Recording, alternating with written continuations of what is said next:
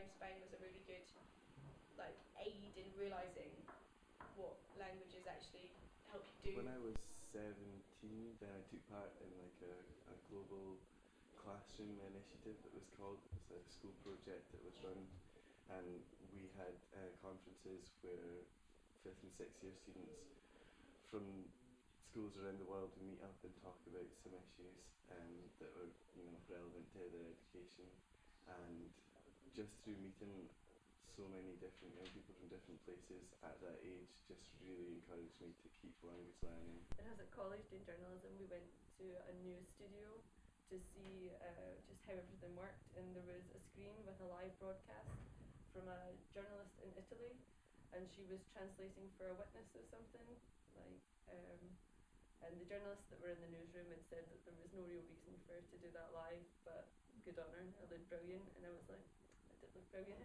I'm going to do that. From not having any real sort of language exposure, starting university, picking up one language, it's led into a whole lot of other experiences. That would never have happened if I hadn't had the opportunities presented to me through just doing something so simple as taking a 20 credit elective class in your first year, and it sort of led into everything.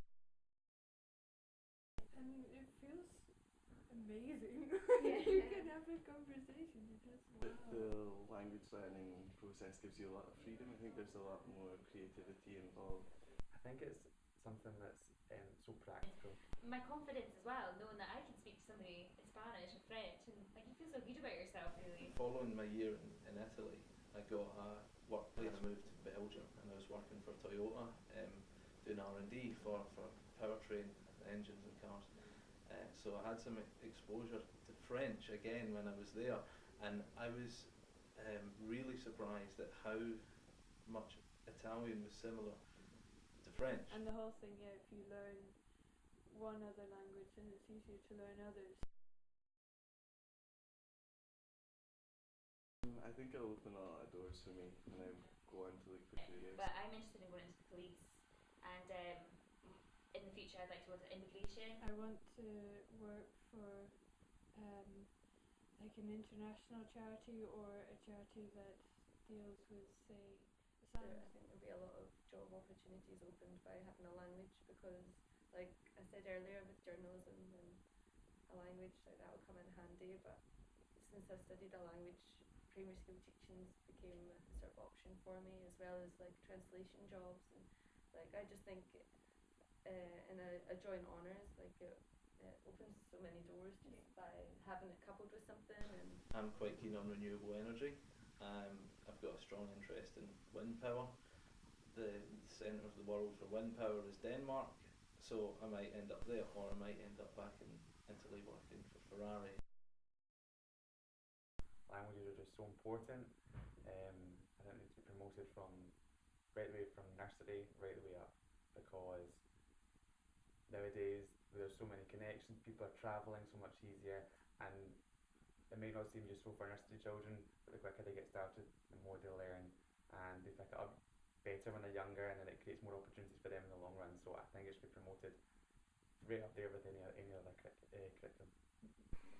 If we don't keep language learning, keep these doors open for travel, for work opportunities abroad, then we're going to be kept apart from the rest of the world. I think as well, in the advent of Scotland becoming independent, having a young and up and coming generation that is flexible in how many languages that they can speak is critical to becoming a world leader in technology, research and development, these sort of things, because we live in a global economy, and if you're pigeonholed to one language, and not just in terms of your language ability, but having knowledge of another language gives you a knowledge of other cultures, and that's critical for international relations, and without that knowledge of other languages, you're going to be falling behind.